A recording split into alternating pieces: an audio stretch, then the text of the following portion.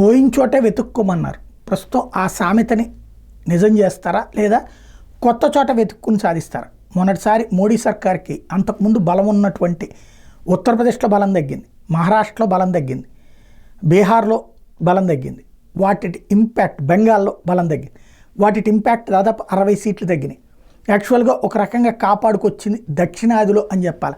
ఏకంగా తెలంగాణలో 8 సీట్లు గెలవడం, కేరళలో 1 సీటు గెలవడం, ఆంధ్రప్రదేశ్లో 3తో పాటుగా మిత్రపక్షాలతో కలిపి ఏకంగా 21 గెలవటం, ఒరిస్సాలో గెలవటం, ఇట్లాంటి వాటి ద్వారా దానికి కాస్త రికవర్ అయ్యింది. ఇది కూడా లేకపోయి ఉంటే కనుక భారీ దెబ్బతిని ఉండేది.